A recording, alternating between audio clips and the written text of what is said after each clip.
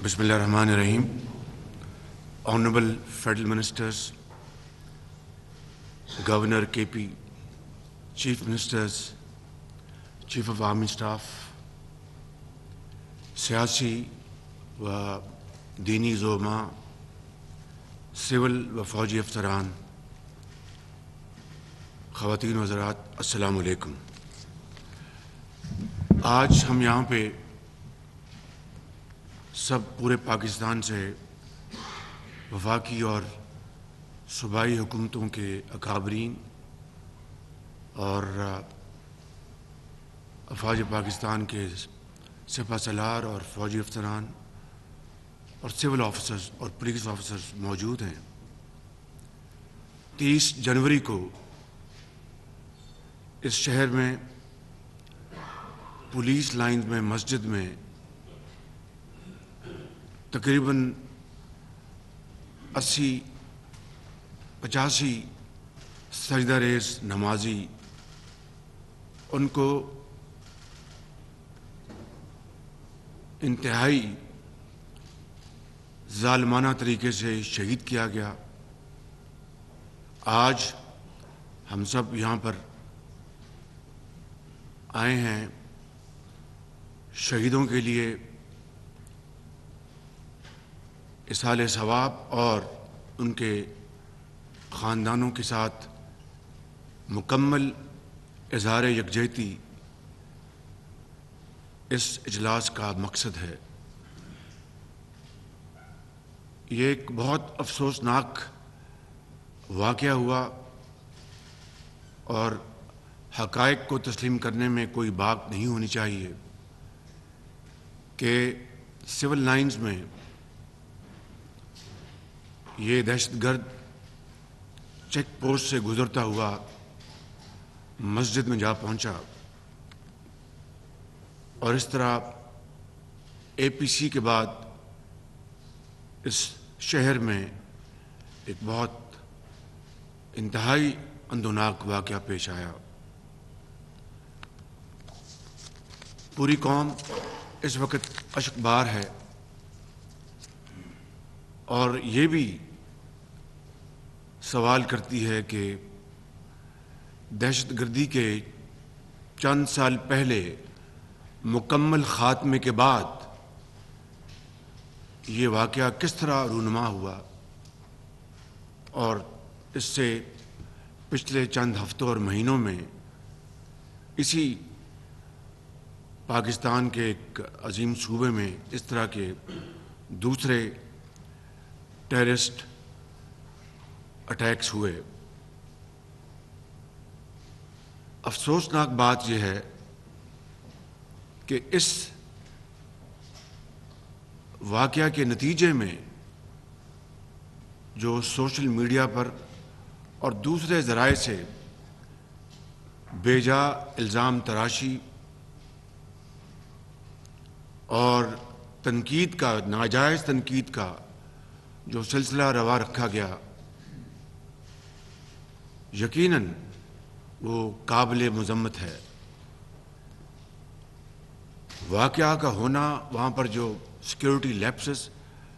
انتہائی افسوسناک ہے، اس کی بھرپور اس کی انویسٹیگیشن ہونی چاہیے اور ہوگی انشاءاللہ۔ کہاں کمزوری پائی گئی، کہاں ویکنس تھی، لیکن یہ کہنا کہ یہ ڈرون حملہ تھا یا کچھ اور بیجا الزامات کی بات کی گئی جو کہ ایسے موقع کے اوپر انتہائی نامناسب تھی۔ میں سمجھتا ہوں کہ پوری پاکستانی قوم اس وقت یہ سوچ رہی ہے کہ کس طریقے سے آئندہ اس ناسور کو قابو کیا جائے گا۔ کیا وہ اقدامات ہیں جو کہ بروئے کار لائے جائیں گے تاکہ پھر یہ جو ایک دہشت گردی کا ایک ریلا آیا ہے، ایک ویو آئی ہے، اس کو کس طرح ختم کیا جائے گا۔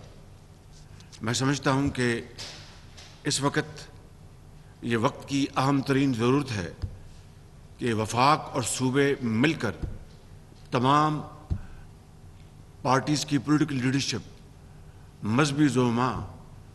وہ پوری اس کی اونرشپ لیں اور اپنے اختلافات، چاہے وہ سیاسی ہوں یا کوئی کسی بھی مکتبہ فکر سے ہو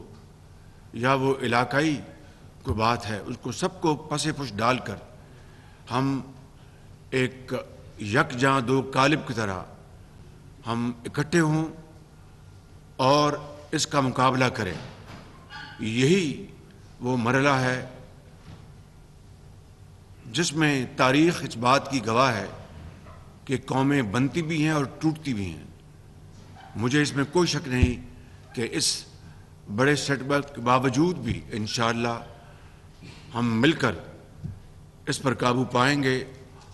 اور تمام قوتیں، تمام وسائل اس کے اوپر ہم بروکار لائیں گے، اور اس وقت تک یہ اجلاس اس بات کی گواہی دیتا ہے اور کمٹمنٹ کرتا ہے کہ انشاءاللہ ہم اس وقت تک چین سے نہیں بیٹھیں گے جب تک کہ اس کا پھر مکمل طور پر خاتمہ نہیں ہو جاتا۔ جو ماضی قریب کے ماہ و سال گزرے ہیں اس میں ضرب عضب اور رد الفساد کہ جو مارکے ہوئے، اس کے نتیجے میں یقیناً دہشت گردی پاکستان میں دم توڑ گئی، لیکن اس کے لیے عظیم قربانیاں دی گئیں، اور اس میں کوئی دو رائے نہیں کہ پوری دنیا، ہمارے دوست بھی اور مخالف بھی، ناقد بھی، اس بات پر اتفاق کرتے ہیں کہ عصر حاضر میں پاکستان وہ واحد ملک ہے جہاں پر شدید قسم کی دہشت گردی جو چاروں صوبوں میں پھیلی ہوئی تھی، اس کا خاتمہ کرنا کوئی آسان کام نہیں تھا، اور یقیناً اس میں افواج پاکستان نے بے پناہ قربانیاں دیں۔ ہزاروں افسران اور سپاہی، بلکہ ان کے خاندان کے افراد وہ شہید ہوئے، اور انہوں نے جگہ جگہ ان دہشت گردوں کا بڑی دلیری اور بہادری سے مقابلہ کیا۔ ہماری پولیس نے، سول آرمڈ فورسز نے، انہوں نے عظیم قربانیاں دیں۔ ہمارے شہریوں نے، آج اگر کوئی بچہ یا کوئی ماں اگر بازار میں کوئی لمپ کر رہی ہو تو شاید اس کا تعلق اس زمانے سے ہے کہ کسی دہشت گرد نے ان کو زخمی کیا تھا۔ اس حد درجے کی جو صفاقی ہوئی اور جس دلیری اور بہادری سے عام شہریوں نے، سول سوسائٹی نے ان کا مقابلہ کیا، تاریخ ہمیشہ ان شہیدوں کو، ہیروز کو سنہری الفاظ میں یاد رکھے گی، اور ان قربانیوں کو کبھی بھی بھلایا نہ جا سکے گا انشاءاللہ۔ مگر آج اس کے لیے ہمیں تنقید برائے تنقید سے پرہیز کرنا ہوگا، حق بات کہنی ہوگی، جس کی کوئی ذمہ داری ہے اس کے بارے میں بات کرنی ہوگی۔ اگر یہ واقعہ خدا نخواستہ کوئی سازش کا حصہ تھا تو ماضی قریب کے جو واقعات ہوئے یا پچھلے کہہ لیجئے کہ چند سالوں میں جو واقعات ہوئے تو وہ کس کا حصہ تھا؟ میں سمجھتا ہوں کہ دیکھتی آنکھ اور سوچتا ہوا دماغ اس بات پر مکمل طور پر متفق ہے کہ یہ ایک دہشت گردی کا واقعہ تھا، اور اس کو کچلنے کے لیے ہمیں اب بغیر وقت ضائع کیے ہمیں آگے بڑھنا ہوگا۔ اس کے لیے میں چند باتیں عرض کرنا چاہوں گا کہ پچھلے چند واقعات، چاہے وہ نوشہرہ میں ہوئے یا بنوں میں ہوئے یا پشاور میں ہوئے یا اس عظیم صوبے کے دوسرے علاقوں میں ہوئے، ہر بار یہ تانا ملتا تھا کہ وفاق ہمارا ساتھ نہیں دے رہا اور وسائل کی کمی ہے۔ میں نے ابھی جو پچھلی کابینہ کی میٹنگ ہوئی اس میں میں نے حقائق کے ساتھ، no fiction but only facts, Aimal Wali صاحب نے مجھے ایک دفعہ بتایا کہ وہاں پر وہ تشکیل، وہاں پر لوگ آئے، مجھے انہوں نے کوئی 1.5-2 مہینے پہلے وہاں پر بتایا، تو میں یہ بتانا چاہتا ہوں کہ 417 ارب روپے جو 2010 کا NFC ایوارڈ بڑی محنت سے اور ارک ریزی سے اور چاروں صوبوں کی اور وفاق کی ایک ویلنگ سپورٹ کے ساتھ، اور اس کا میں حصہ بقدر اس کا کریڈٹ میں دوں گا اس زمانے کی وفاقی حکومت جو پیپلز پارٹی کی تھی اور چاروں صوبوں کی حکومتوں کے جو لیڈرشپ تھی ان کو اور سیاسی زعماء کو، کہ انہوں نے مل کر NFC ایوارڈ انہوں نے اچیو کیا۔ اور اس میں سب سے پہلی آئٹم، یہاں پر میں گورنر کے پی اور چیف منسٹر کے پی کے جو زعماء بیٹھے ہیں، پولیٹیکل لیڈرشپ جو بیٹھی ہے دائیں اور بائیں، ان کی خدمت میں عرض کرنا چاہتا ہوں کہ ہم نے ویلنگلی اس وقت فیصلہ کیا، اور یہ لاہور میں فیصلہ ہوا تھا، اور وہاں پر طے پایا کہ تمام کٹوتیوں سے پہلے جو صوبوں کے حصے ہیں یا وفاق کا حصہ ہے، اس سے پہلے یہ آئٹم ہوگی کہ 1% کے پی کو جائے گا، کیونکہ اس میں کوئی دو رائے نہیں تھی کہ کے پی اس وقت اور آج بھی پاکستان کی فرنٹ لائن سٹیٹ ہے جو کہ دہشت گردی کا مردانہ وار مقابلہ کر رہا ہے۔ تو 417 ارب روپے 2010 سے لے کر، اور میرے بھائی حیدر ہوتی یہاں پر تشریف نہیں لایا ابھی تک، وہ اس وقت وزیر اعلیٰ تھے اس صوبے کے، and it was his demand and all other provinces agreed without any question, without giving a second thought, کیونکہ اگر کے پی میں کوئی شخص شہید ہوتا ہے تو وہ پاکستان کا وہ شخص ہے، پاکستان کا وہ عظیم سپوت ہے، پاکستانی ہے، اور درجہ بدرجہ تمام صوبوں میں جو کچھ ہوا۔ تو 417 ارب روپے اوسطاً یہ 13 سال میں یہ 35-36 ارب بنتا ہے، وہ کہاں گیا؟ میں یہاں پر بتانا چاہتا ہوں بغیر کسی قسم کی خود نمائی کے کہ اگر ہم نے CTD پنجاب میں اس وقت 2.5 ارب میں بنائی تھی تو یہاں 4 ارب میں بن جاتی، 5 ارب میں بن جاتی۔ یہاں پر فورنزک لیب جو ہے وہ 14 ارب میں ہم نے بنائی، وہ یہاں پر بناتے۔ یہاں پر جو سمارٹ سٹی یا سیف سٹی ہے وہ ہم نے جو فورنزک لیب جو ہے وہ بنائی 3 ارب میں، معافی چاہتا ہوں، اور سیف سٹی 14 ارب میں بنایا۔ کے پی کے پاس صرف اس مد میں 417 ارب روپے تھے، وہ ایک چھوڑ کے 10 یہاں پر سیف سٹی سینٹرز صوبے کے دوسرے شہروں میں بناتے، ایک چھوڑ کے 10 سیٹلائٹ فورنزک لیب بناتے، کوئی ان کو سوال نہ کرتا، بلکہ صوبے کی اور ملک کی اپنے بے پناہ خدمت ہوتی۔ تو میں بڑے ادب سے یہ کہنا چاہتا ہوں کہ جب کہ یہ ہماری ذمہ داری ہے وفاق کی کہ صوبوں کے ساتھ جس حد تک بھی ہم چلیں وسائل کی، تو وسائل کے حوالے سے جو صورتحال ہے وہ آپ کے سامنے ہے کہ IMF as a speak, IMF کا ڈیلیگیشن اسلام آباد میں بیٹھا ہے، اور وہ یقیناً فائنانس منسٹر اور ان کی ٹیم کو بہت ٹف ٹائم دے رہا ہے۔ میں اس وقت اس موقع کے اوپر تفصیل میں نہیں جاؤں گا، صرف اس بات پر اکتفا کروں گا اس حوالے سے کہ ہمارا جو اس وقت اکنامک جو چیلنج ہے اٹ از ان امیجنیبل، اور ہماری جو IMF کے ساتھ جو شرائط ہم نے اپنے پوری کرنی ہے وہ اٹس بیونڈ امیجنیشن، لیکن مجبوری اس کو کرنا ہے، ہم نے ہر صورت کرنا ہے۔ تو ان تمام مشکلات میں رہتے ہوئے بھی انشاءاللہ وفاق ہر طرح سے آپ کے ساتھ ہے، آپ کی مشاورت سے ہم انشاءاللہ وفاق میں بھی اور چاروں صوبوں میں CTD کو ہم جس طریقے سے بھی مضبوط کر سکتے ہیں، آگمنٹ کر سکتے ہیں، ٹریننگ کے حوالے سے، اپنا جو ایکوپمنٹ جو ہے اس کے حوالے سے جو کچھ بھی ہے وہ ہم حاضر ہیں، کیونکہ یہ وفاق ہے، چاروں صوبوں ہماری اس ملک کی اکائیاں ہیں، ہم نے مل کر چلنا ہے۔ Pakistan has to survive jointly. کوئی ایک صوبہ کہے کہ جناب میں نے یہ کیا تو it's not enough. It is Pakistan which comprises of 4 provinces, AJK and Gilgit Baltistan. تو ان تمام تر مشکلات کے باوجود لیکن پھر میرا سوال یہ ہے کہ وہ 470 ارب کہاں گیا؟ اس کی اکاؤنٹیبلٹی ہونی چاہیے, اس کا آڈٹ ہونا چاہیے. وہ صرف اسی ایک مد میں تھا. میں سمجھتا ہوں کہ اگر یہ پیسہ اس مد میں اس کا آدھا حصہ بھی 1/4 بھی خرچ ہوا ہوتا تو یقین کریں کہ آج اس صوبے کے عوام اپنا رات کو میٹھی نیند سوتے کہ ان کو پتہ ہوتا کہ وہ تمام لوازمات, وہ تمام بیسک اسینشلز موجود ہیں ان کی حفاظت کے لیے. کاش ایسا ہوتا, لیکن ایسا نہیں ہوا. مگر ہمیں آگے بڑھنا ہے.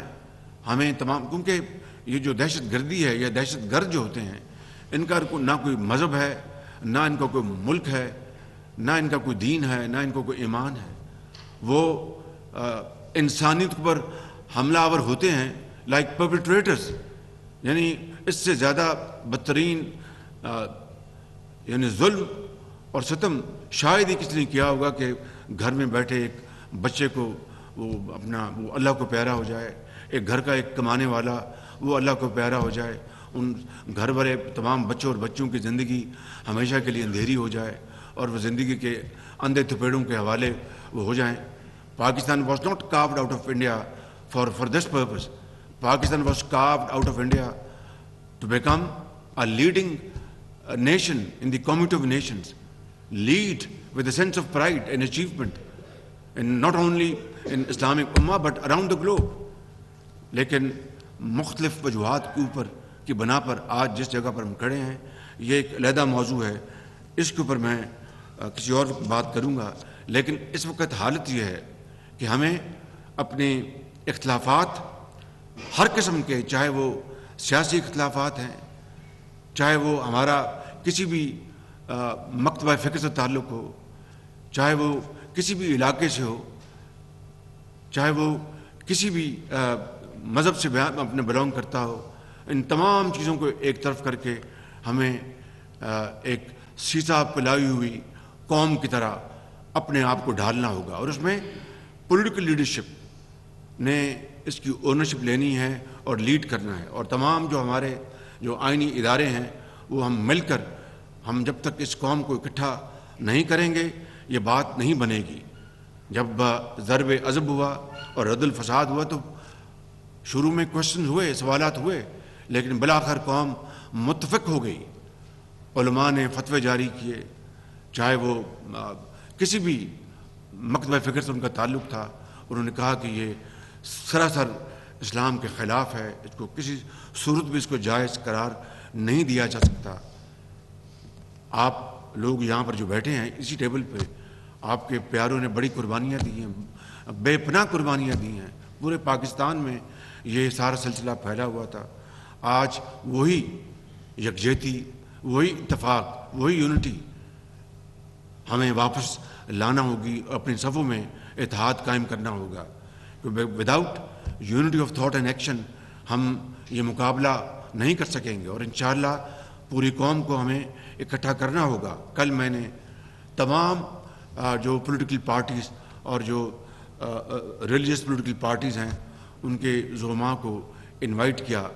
اس ایپیکس کمیٹی کے لیے بھی, اور منگل کے روز اسلام آباد میں جو ہماری آل پاکستان کانفرنس ہوگی اس میں تمام پارٹیز کو میں نے مدعو کیا ہے,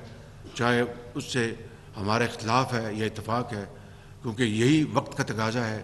یہی اس لمحے کی ضرورت ہے. And if we do not act now history will not forgive us. تو میں نے وہ دی ہے. اور جو کچھ دیکھیے کہ یہ کہنا کہ ان کو یہاں پر لایا گیا تھا سیٹل کرانے کے لیے, یعنی وہ لوگ جنہوں نے پاکستان کے اندر ظلم و ستم کا بازار گرم کر رکھا تھا, ان کو تو سیٹل کرنے کے لیے آپ آگے بڑھ رہے ہیں, اور ملک کی تقدیر کو بہتر کرنے کے لیے آپ اپنوں سے ہاتھ ملانے کے تیار نہیں. تو یہ اس طرح کی جو ہے ڈبل سٹینڈرڈ وہ نہیں چلیں گے. میں نے ایک پارٹی کے جو لیڈر ان کو بھی انوائٹ کیا ہے, جو میرے ساتھ ہاتھ ملانا گوارا نہیں کرتے تھے. وہ مجھے خط لکھتے تھے, ایک that used to be a cruel joke, کہ میرا نام لکھے بغیر اور سائن کے بغیر وہ لیٹر آ جاتا تھا. اس کے باوجود بھی, and I am not trying to speak for myself, not trying to earn your kudos, but the fact of the matter is میں نے جب بھی اس خط کا جواب دیا ان کا نام لکھا اوپر اور نیچے سائن کیا. لیکن یہاں پر ہم یہ کمپیریزن کرنے کے لیے نہیں بیٹھے. کہنا میں یہ چاہتا ہوں کہ ذاتی پسند ناپسند سے بالا تر ہو کے, کوئی بھی ہمارا پرسنل انٹرسٹ ہو اس سے بالا تر ہو کے ہمیں یہ ایفرٹ کرنی ہوگی, جس کے لیے میں نے یہ قدم اٹھایا. اور انشاءاللہ مجھے امید ہے کہ آگے سے نفی میں جواب نہیں آئے گا, اور قوم کے اس عظیم تر مقصد کے لیے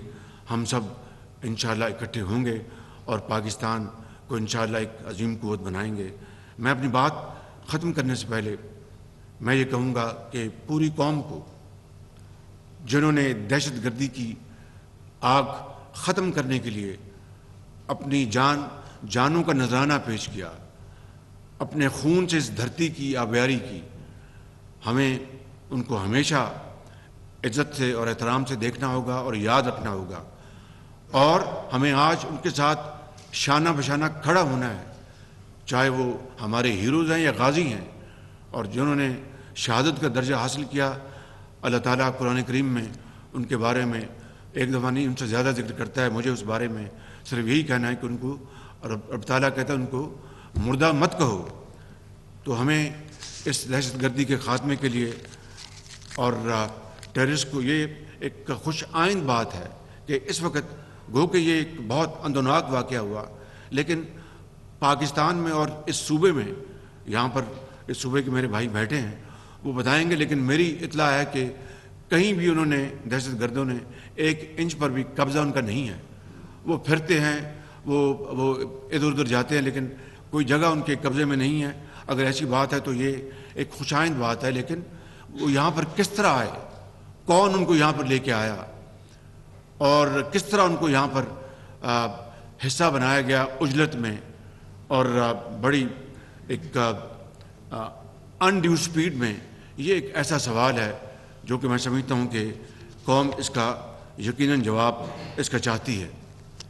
میں آخر میں آپ سب کا دل کی اتھاہ گہرائیوں سے شکریہ ادا کرتے ہوئے میں یہ عرض کروں گا کہ آج ہم یہاں پر بیٹھے ہیں, آپ بالکل اپنی بات کریں, اور میں سمجھتا ہوں کہ جو بھی آپ کا ذہن ہے, آپ کی سوچ ہے, آپ کی رائے ہے, اس کا ہم دل کی اتھائیوں سے اس کو ویلکم کریں گے, تاکہ ہم صحیح نتائج اور کنکلوژن پر پہنچیں. میں ایک بات یہاں پر کہنا چاہتا ہوں. آج سے چند ماہ پہلے کچھ دوست جو اس میز پر بیٹھے ہیں, کچھ یہاں پر نہیں ہیں, انہوں نے مجھے یہ کہا تھا کہ شہباز شریف ذرا کے پی پہ دھیان کرو, وہاں پر حالات خراب ہوتے جا رہے ہیں, بھتہ لیا جا رہا ہے سوات میں, دوسری جگہوں پر. یہ بات انہوں نے زور کی, سینسٹائز کیا, چونکہ وہ یہاں کے باسی ہیں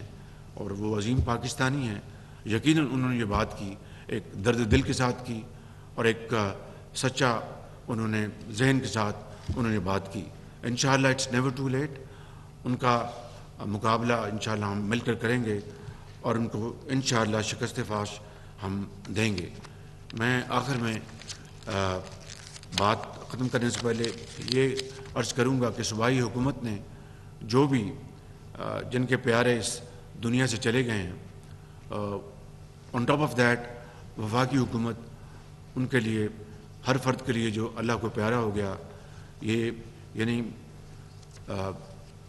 یہ جو کمپنسیشن ہے, یہ کبھی بھی ان کے